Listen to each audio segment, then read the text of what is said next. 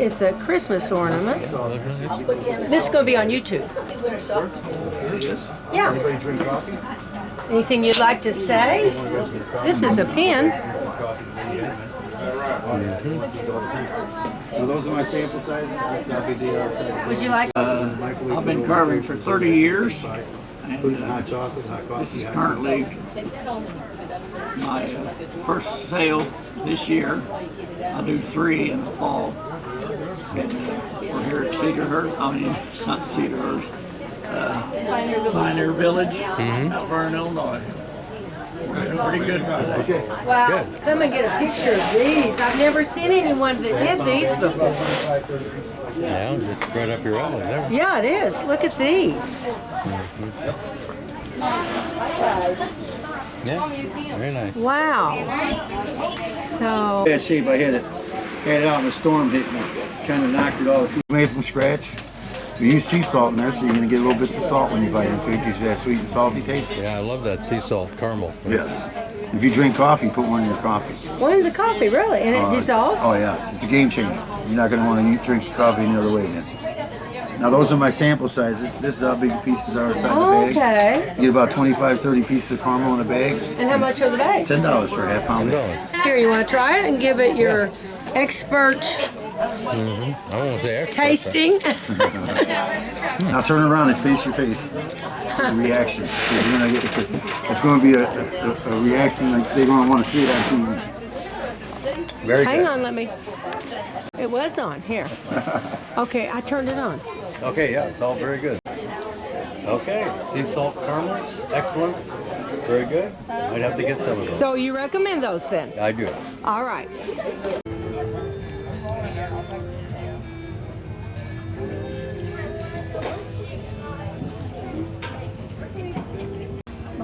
Okay. I found, do you make these brooms? I found someone that makes brooms. Oh, So we've got to take a look at this. all right. And do you make the baskets and all this? Wow. They make the baskets as well. We go, cut the sticks and I dry them, and then next year I'll strip the bark off of them and sand them and varnish them, and then I make the broom part to put on it. Okay. Cool. He grew the corn, he No. harvested it, and then That's cleaned a it. job too. And He grew this corn, Broom corn, yeah. broom corn. now this one is, we bought that from a gentleman, but the ones that's like this, that still has some of the seed on it, he grew. Favorite is just kind of all natural. Very neutral, and the handle is just beautiful. It's got all this. I don't know if that one, most of them sassafras is what the, It's what? sassafras is what the wood is. Sassafras. Yeah, and then the wild honeysuckle grows around them. And that's what makes the grooves in them. It cuts them in as Really? they grow, yeah. That makes sense. Yeah. And then you cut the tree down as well then? Yeah. Oh, so you do this, this is all, Yeah. that is very interesting. Well, this has been very educational, and I've always loved brooms, but I didn't know that you cut the tree down and did all that. I mean, you can use different things for the handles, but all of those are I've cut all those on our farm. But And do you live here in Mount Vernon? I live in Woodlawn. Oh, you live in Woodlawn. Okay. How many years have you been doing this? The brooms. Really? We've been doing woodworking, and we did these shows ever since we got married 52 years ago. You're kidding me. But I just started doing brooms here a couple. But they always have these beautiful pumpkins every year, and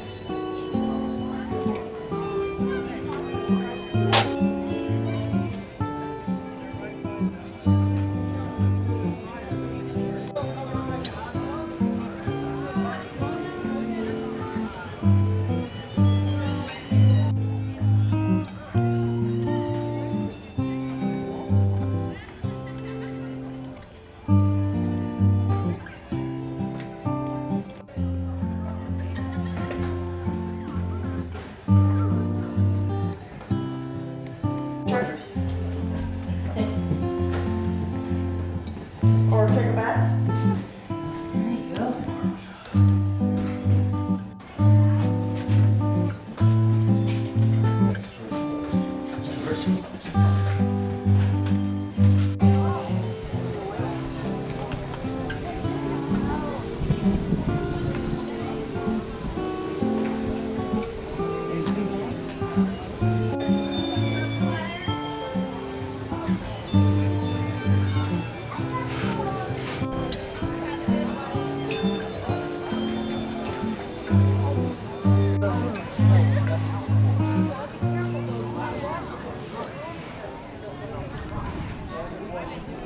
Stock, live in Centralia, Illinois, 618 North Poplar. Okay. I'm demonstrating making wooden spoons and brooms right now. Well, just wooden spoons. But I belong to the Illinois 17th Territorial Rangers. I do American Revolutionary War and French and Indian War. Okay. The Fort Lachart and Fort Massac. Then I demonstrate Dollywood. Oh yeah. I'm not down there this year though. Well, with all the storms and the flooding. Well, and, they wanted me down there for 2 months and it was just too long. yeah. If you put a metal spoon in it, it ruins all the good properties of it. You can't find that. I know, that's... So I don't have to treat it, I can just stick it right in my hand. And wash it with soap and water, or just what?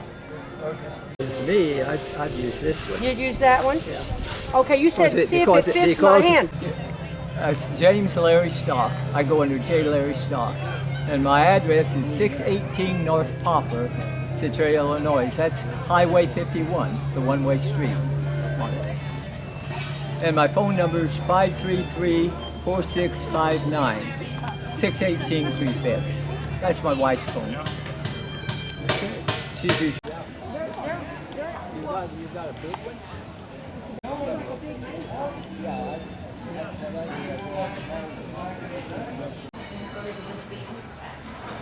What am I gonna make?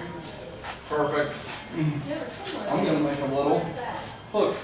Just a little turn hook. Put your meat on the skewer and then put that over a fire.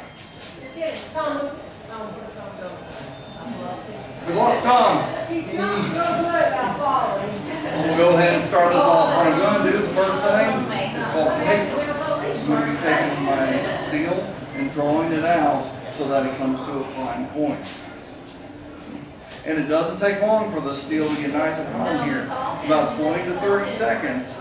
And the steel, because as hot as it is at the bottom of that fire, and with the air coming up into it, creating that bowl, it's going to turn this thing nice and red hot, right on the end where I need it. So I'll bring it over my anvil and start going.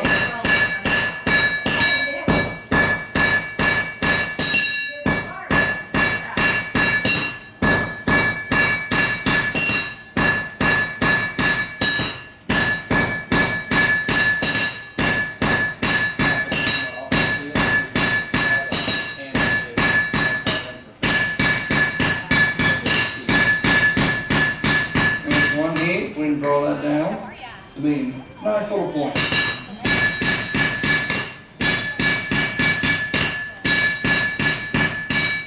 Alright, so then we'll heat it up And we'll do it one more time, then I'll start my draw. Yep. You work from the top and you work your way back. And just one little piece after another. And it's the same concept for every piece I make. Drawing out the steel, working the steel. So this is going to be a stake turn. You can tell that I'm a little hungry. Never would have guessed. Got a dry thread on me and an empty belly. It's going to be a long night.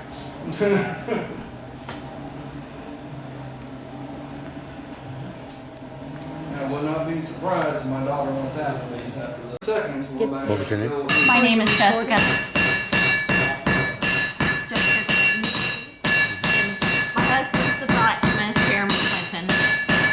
You must have been a drummer. We're gonna probably have to we're gonna have to. That's right. One more heat and we'll get to making that nice little handle. Clinton. My husband is the blacksmith, Jeremy Clinton. And he made all of these things. Yeah. Yes. I gather that, yeah. Yeah. Card. You can make some new teeth.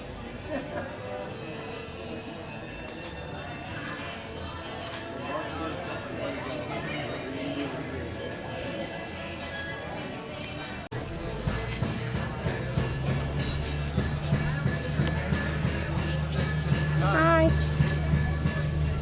Feel free to pick anything up and look at it. Are these authentic arrowheads? No. Is this the way you make your mold? Yeah, that's to how make- that's how I make these axes, Oh, just to show. And This one is okay. this one ended up being like an 8-piece mold. That's a hobby on itself, is slip casting.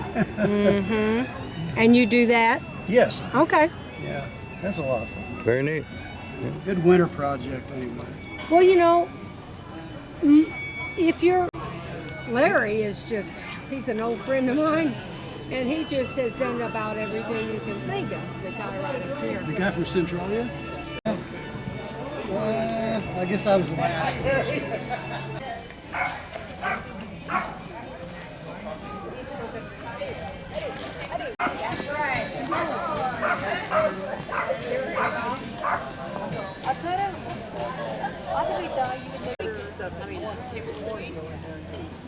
Job and he was said to my not supposed to do that. Oh, it is going. Be careful, don't fall over the road. The chickens can eat this stuff right here, right? Oh yeah. So you don't need to go.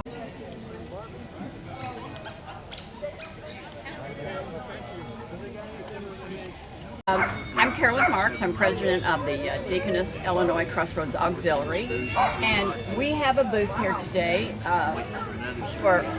from the Creative Crew.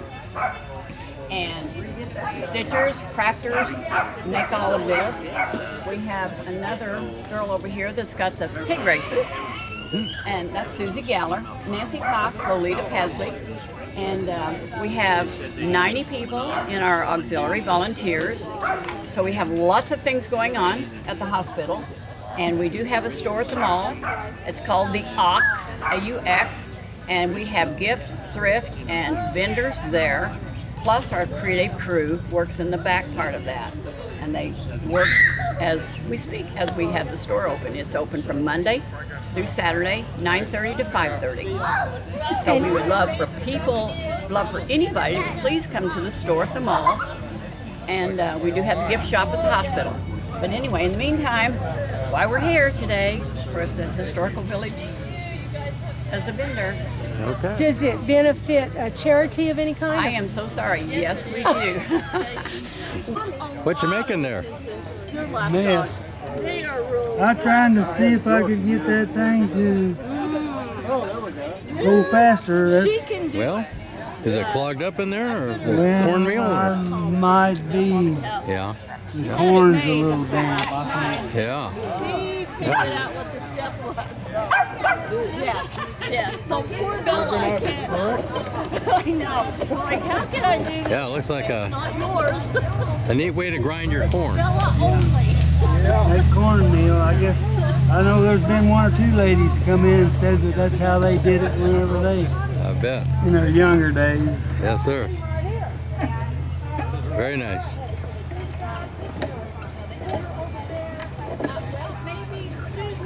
My buddy did 2,000. I eat up when I sell out of my honey. I've got 15 hives. That's more than I want to take care of. We'll be down at Fort I Massac, hope you'll. Metropolis, We Illinois. go to that It marketplace. is a huge There's a man rendezvous. we buy honey from. Yeah. Well, I go down in the Is KP yours and spend like, 4 days down there. Probably not orange. Have you ever been to what would it be? I've never been to that. It's Memorial Day weekend. It's just a lot of different things. We have fruit trees, flowering trees, berries, grapes. Missouri and up So, at and Greenville. you have, can you, do you have your own beehives or? Yes, we have about 20 beehives. Good night. Still working. I got out so 65. we have quite a few, and of course, then, you know, this time of year, there's not as many things blooming. Life will go on yeah. without me. You know, but it's what's called the dirt right now, so the bees, the dirt. The dirt. What branch? D-E-R. For a rendezvous. Oh, I go to a lot of rendezvous. Are you going to, where is that Superman was? Couple of, Are you going there? the last 30 years I have been. Yep. And, okay, was my form okay? Is that gonna, did I knock that loose? I don't bring pasta bag with me. I just think you hit me. Don't have a pasta bag here. If I don't do it this time. I think you got a pasta bag. You put everything in it and carry everything with it. That's important. Ah!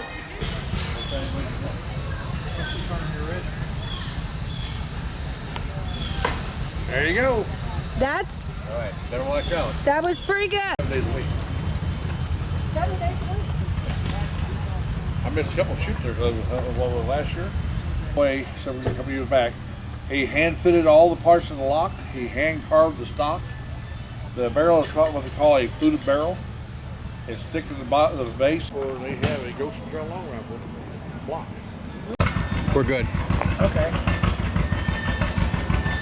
All right. Well, what I've got here is just the weapons that were available at this when we settled the Illinois country. These are all flintlock guns. I've got a musket here. I've got a Fowler here. I've got another Fowler. This one's 28. This one's 20. And I've got an old Jaeger rifle here. And I also have back there. I've already grabbed the 50 caliber rifle and put it up. And over here I've got just different weaponry, the tomahawks, the knives, an old British hanger sword. And then of course all the stuff that goes with your rifle, you know, your gunpowder and the horns. Tell them that quill work. Oh, yeah. And a lot of times they would have fancy stuff on their straps. This is some Indian quill work. Wow. That's on leather, right? Yes, it's on a deer hide. Wow. And then, Oh, look at this. yeah, This is the quill work right here, right? That's Yeah. made out of porcupine quills, right? yeah, it takes hours to do. Yeah, I know. this. They have to hammer that, don't they? Like, Well, flatten it, sometimes, you know? sometimes they're flattened porcupine quills, and sometimes they leave them round like these. This is left, you know, round. wow, that's impressive. And this is both. This has round dyed quills and flat quills both. Where in Yeah. the world did you find those? Well, there's a lady, she lives over by the river, Dewana Tucker. That's what she does for a living, is she does quill work. I didn't know anyone ever did that. Oh, yeah. Yeah, she's made museum pieces, you know, for people, you know, quill work. Wow. She spends hours. You never see that lady if she ain't working. Wow. Then I've got, Very you know, cool. just a couple pistols. I like this. Well, this is an old British issued Dragoon pistol. Is that what they did, like duels with? No, this No. is actually what the Dragoon troops carried on their saddles in buckets. Really? Yeah, rather than carry a musket with, you know, on a horse, you had Dragoon pistols and your sword. You know, you always had a saber when you were on a horse. I've got, Wow. yeah, see they have like the metal lantern that's all punch tin. If you would think it doesn't put out much light, but those it puts out a lot of light. Especially if your eyes are just in the dark, that puts out a lot of light. Now, is that a copper canteen? I've never. What's that? Is that canteen copper? Yeah. I've never seen one of those. It's copper and it's lined with tin. Yeah. And they're actually better than my old wooden canteen. Those old wooden canteens, if they dry out any, they just leak like a sieve. They're like whiskey barrels. If you don't keep them wet, they dry out and leak. What era did they? I've never seen one of those. What era did they have? Give me a date on those canteens. Well, that style had been used back in the early 1700s. That style of canteen was used by the British and French Army. I have never seen although one. they tend to have theirs made out of tin rather than copper. And then we laid out different kinds of ways to eat. If you were a rich man, you ate off computer plates. If you were middle class, you had tin plates. Really? And then if you was lower class, you would eat, hundreds. Late 1700s. Yeah, late 1700s, early 1800s. When Illinois became a state in 1818, well, there's people here already, and this is the stuff they would have used. Now, okay, is that called the trapper era? When was the trapper era? Well, this was still the settling trappers. Yeah, they were already starting to trap and stuff over west. Oh yeah. In Missouri. Yeah. So was that in the 1700s, the trap name, Tom? And most of what he's learned to play on the fiddle are period. Yeah, I try to learn colonial too. I like that. This period. Now, And you my all name's- introduce yourself. My name's Jeff McKay, and this is Wayne Sampson. And you're both from Mount Vernon? Yeah. Yes. You play.